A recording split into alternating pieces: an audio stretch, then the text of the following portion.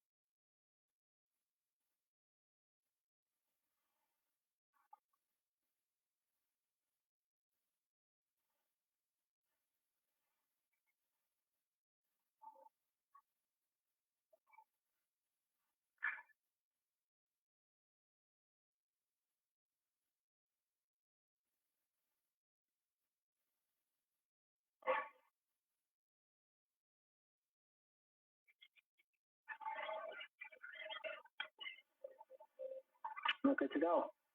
Hi, everyone. My name is Randy Brotman. I want to thank you for joining us today. We're going to be working predominantly today on our core.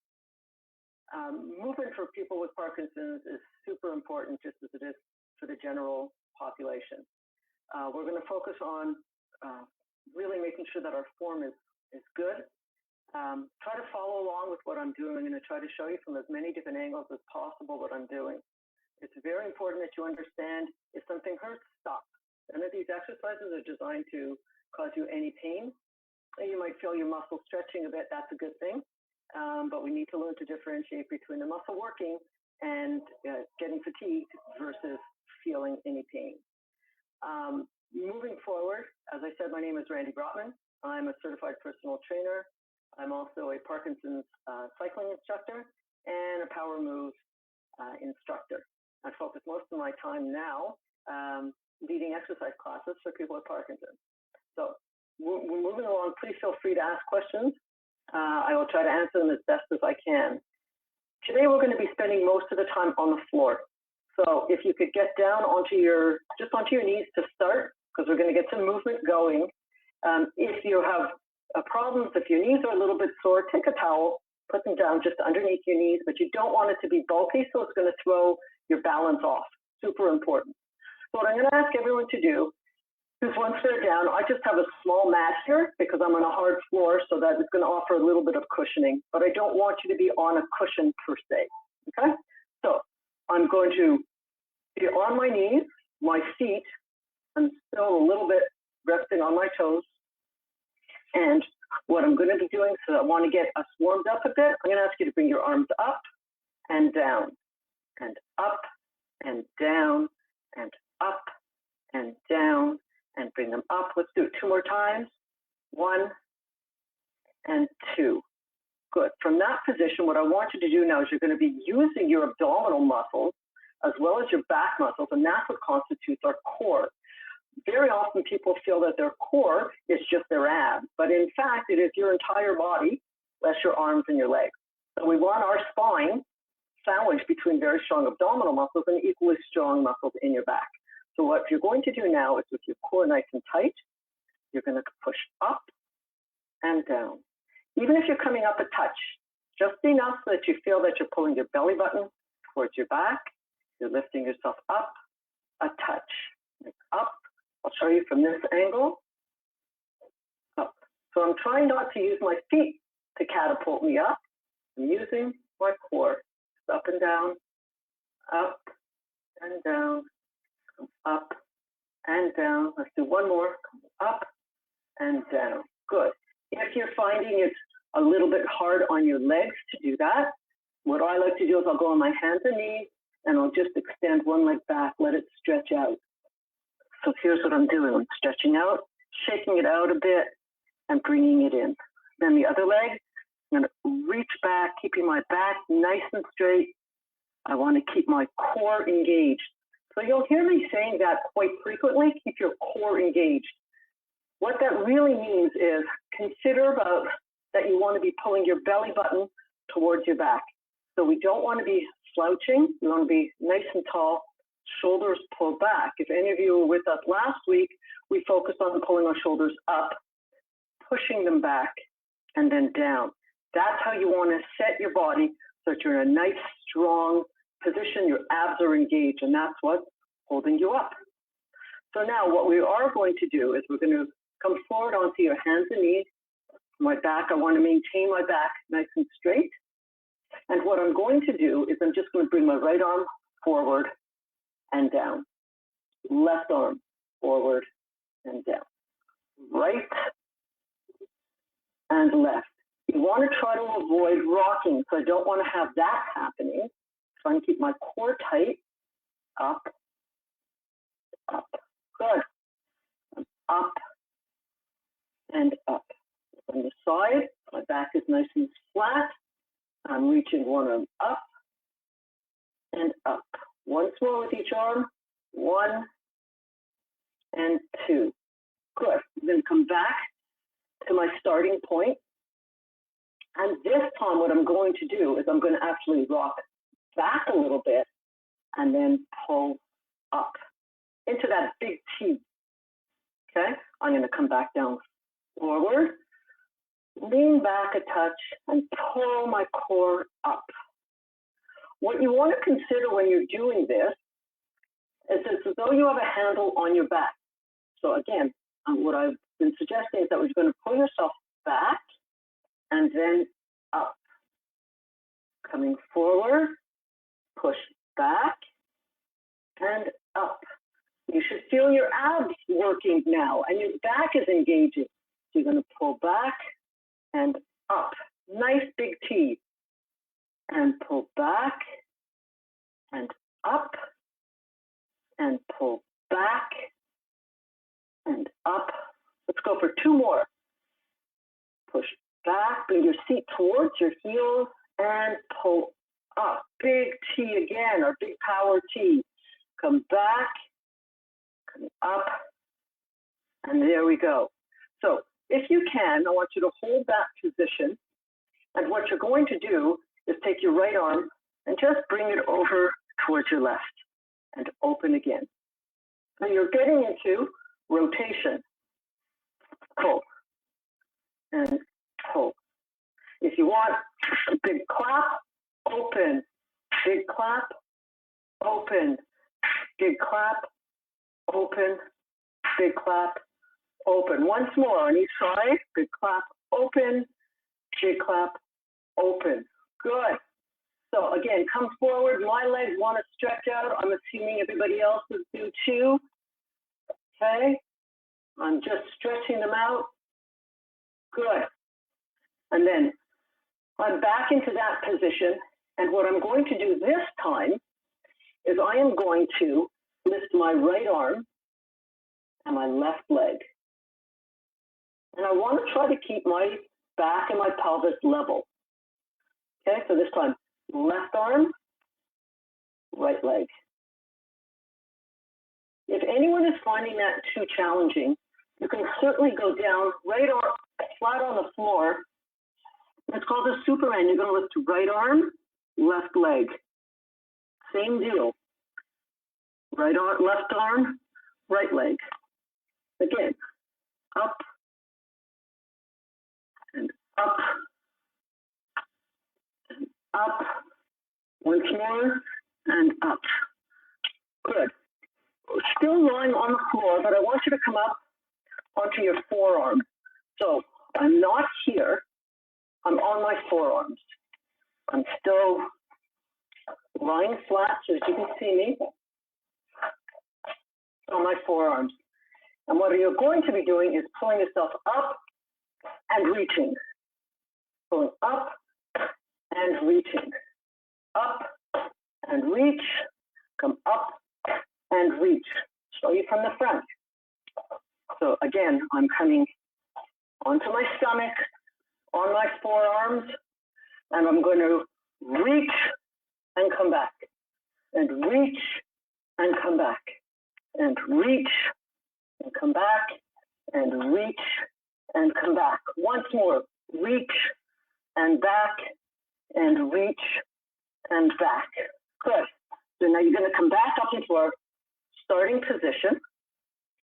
Again, I want you to be, hands are going to be right underneath your shoulders.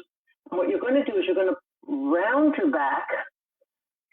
It's going to be like a cat, and then come back neutral. So I'm pulling my stomach in, belly button towards my back, rounding my back, and neutral. Good. And neutral. Again, back is rounded, and neutral. And neutral. From there, we want to get a good stretch. You're going to consider bringing your seat towards your heels. Good. And now you're going to take your right arm and bring it out as though it's a clock. You're going to bring it out to 3 o'clock. If you can reach till 2 o'clock or to 1 o'clock, that's fine. You're just bringing it over to the right a little bit and bring your left arm with you. And you should feel a really nice stretch coming along the left side of your body. Okay, hold that stretch. So I've been reaching. And now I'm going to bring my left hand back to the center.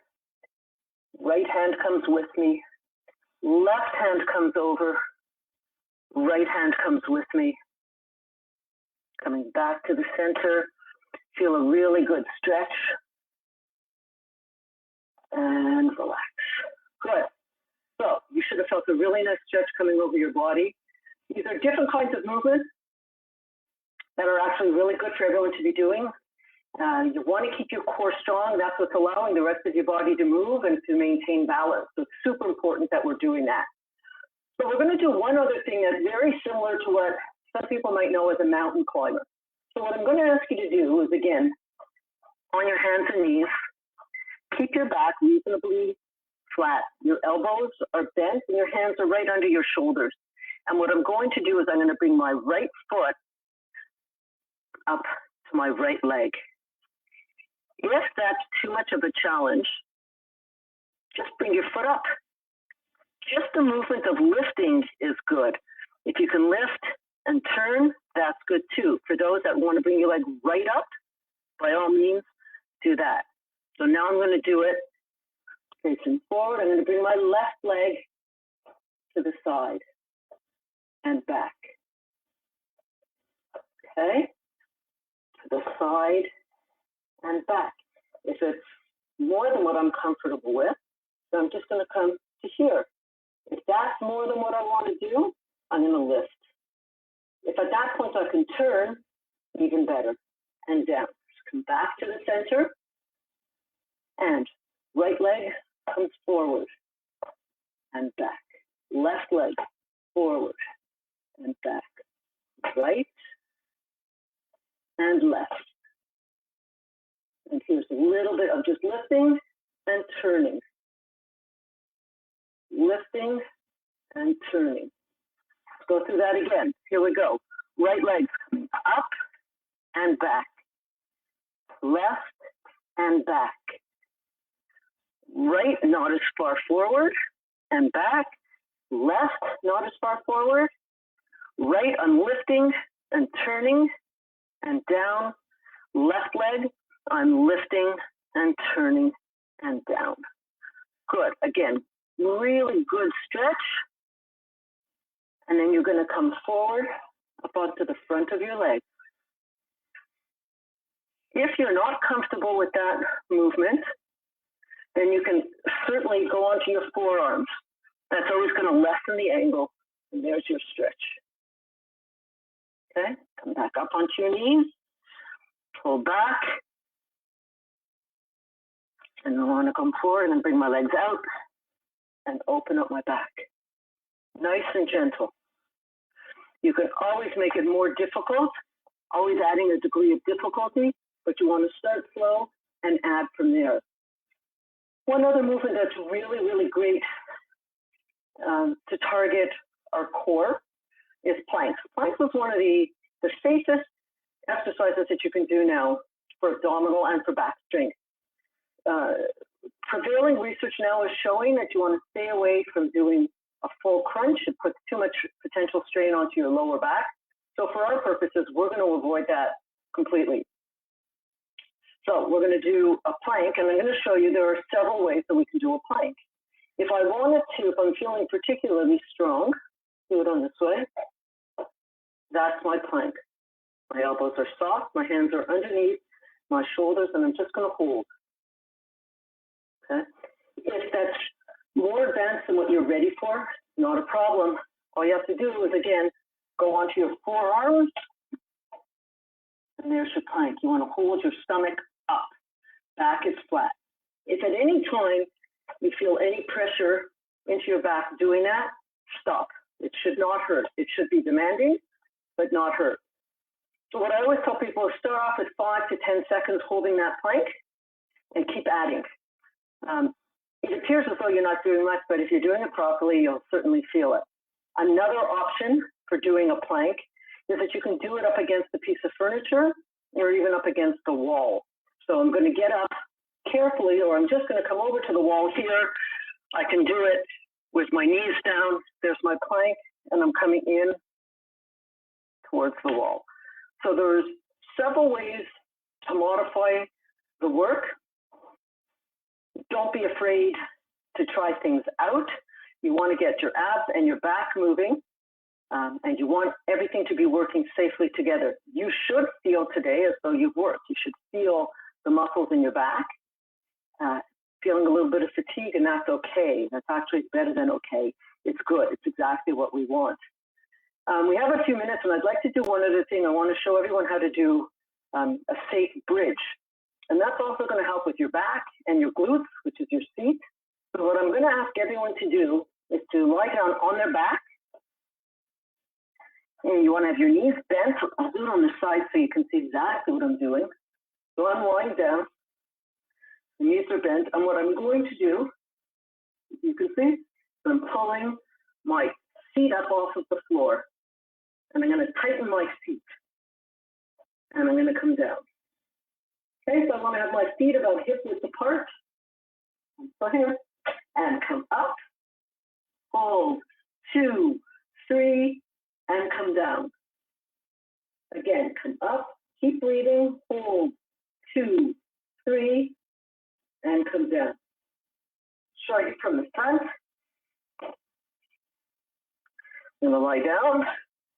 You see my feet, hips come up. And I want to keep my head back. Hips come up. If I'm feeling particularly strong, I can bring my hips up and then lift my heels. Heels come down, feet comes down. Up, up, down, and down. Slowly get up. Be very aware of sitting up from a lying down position, as well as going from a seated position to standing. Just want to make sure that you don't get lightheaded, give your body a chance to acclimate to the change of position. You want to go nice and slow. So from that, let's do a little bit of stretching because you've worked your core. It's been a good 20 minutes of working our core. We'll open up if there's any questions. But in the meantime, I want to do a few stretches with everybody. And so what I want you to do is take your right hand and bring it across your body, and your left hand at your shoulder, you're going to pull. So you should feel a good stretch. Good. Same thing with your left hand. Comes across your body, and I'm going to help. I'm going to pull, not to the point that it hurts, but to the point that I can accommodate. Good. Okay. I'm going to link my fingers, push away, and push. Still keeping my back straight. My core is still working. Okay, coming back to the center, nice and tall. I'm going to bring my hands down. And what we're going to do now is I'm going to show you another way that we can target your abs using your legs in this seated position. So what I'm going to do is I'm going to put my hands not back here because then my core is basically just relaxed. I'm going to have them at my side. And what I'm going to try to do is just lift and down, lift and down. The important thing is that I'm not letting myself rock back. I want my abs to work.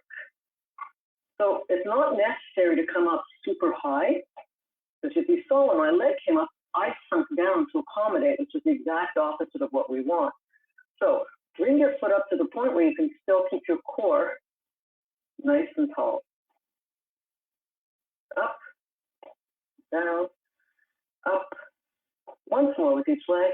Up and down, up and down. Good. Forward. So you're going to just shake out your legs a little bit. You work them hard. Okay? What I want you to do is just pull your knees up towards your chest. Again, so nice and tall. And I'm pulling forward. And relaxing. Coming to the side. Point tall. And relaxing. I'm going to do the other way. Grabbing onto the front of my legs. My back is nice and straight. And I'm pulling. Good. Okay. So if there are any questions, floor is open. I'm happy to answer any questions. Otherwise, we'll keep on trying to keep those, find different ways, new ways to keep your abs engaged. For those of you that are feeling strong and stable enough, if you can, not keep your hands down so you're leaning on them, actually be on your fingertips. And when I do this, I like to keep my hands further out in front. Again, I just lift, lift, lift, and lift. So you'll feel that, of course, into your legs, but really what's stabilizing all of this is your core. Okay? Good. Okay? Okay, so we just had this great question that's asking how often should we do core exercises a week? I would say you're going to be doing core exercises every day, because most of what we're doing are things that are going to apply into your day-to-day activities. A strong core is what's going to help the rest of your body navigate through your day-to-day activities, your daily activities. With a strong core, your arms and legs are free to do what they want. It's going to help you with your balance.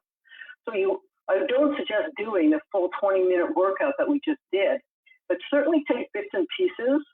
The exercises that we are on your hands or knees, doing opposite arm to opposite leg, it's called the Superman. You can do that on your lying on your stomach. You can do that on hands and knees. That one's a wonderful, wonderful exercise. Planks, you can do those for sure every day and keep building time on that. So planks and ab work, that's a good one that you can almost do daily. If you're feeling fatigued, give yourself a day off and then get right back at it the next day, the following day.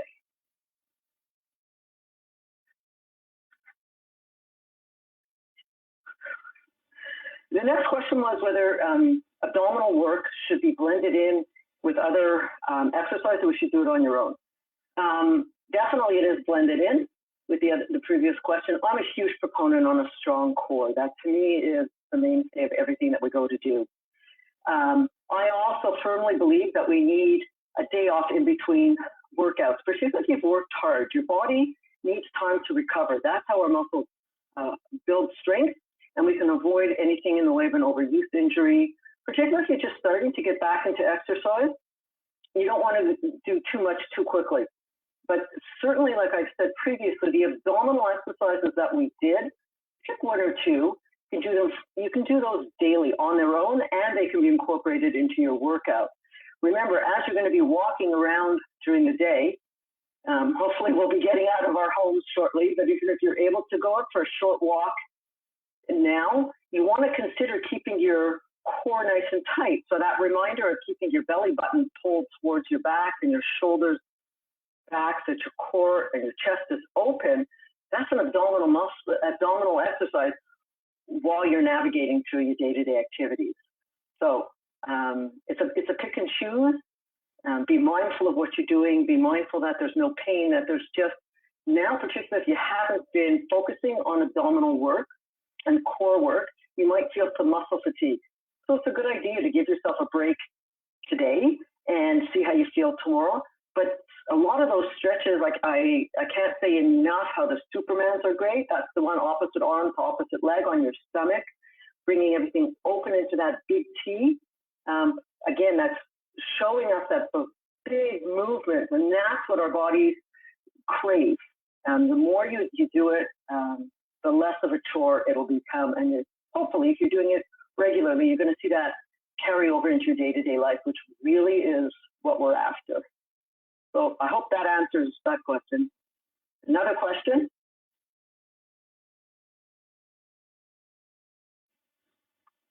So the question is, okay, so the question is, how often should I work out during the week to see benefit? I kind of touched on that a little bit lightly before. 2 to 3 times a week is good.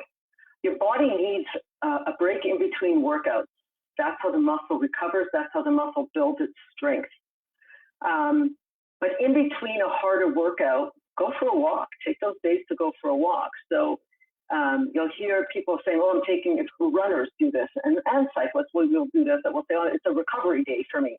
But a recovery day doesn't mean sit and do nothing. It just means that you're not doing a full hard workout. But stretching in there is always a good idea. But 2 to 3 times a week, about 20 to 30 minutes of good movement. You want to break a sweat. All of the current research is now showing vigorous exercise. The brain responds beautifully to vigorous exercise. This is where you have the opportunity to take the reins of control a little bit more over your day-to-day activities and how you feel and how your body's going to respond, and it gives you the opportunity to fight back safely against everything that Parkinson's wants your body to do. It wants it to get small, and you'll notice that today everything is big. So those big movements, and keep moving, just keep moving.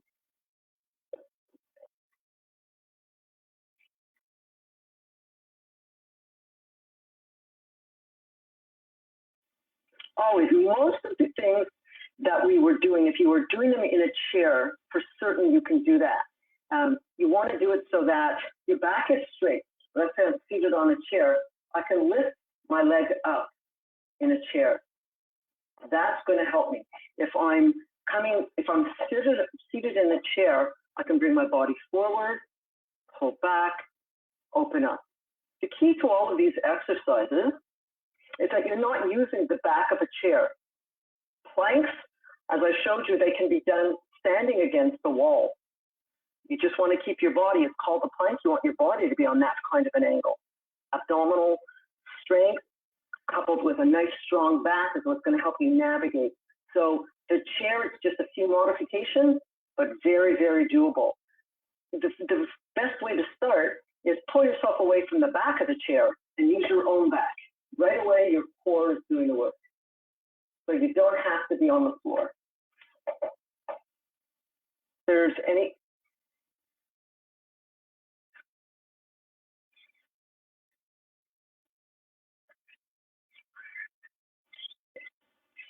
Jim, our pedaling for Parkinson's in Prince Edward County, he's worried about getting a 6-pack, and he doesn't know whether he should be going with a craft beer or with our garden type variety beers. For Jim, whatever you want. Personally, I think a glass of wine or beer, however you're going to take it as a 6-pack, if that's what's going to bring joy to your life, knock it out of the park and do whatever you need to do and just keep moving, have fun, and be safe.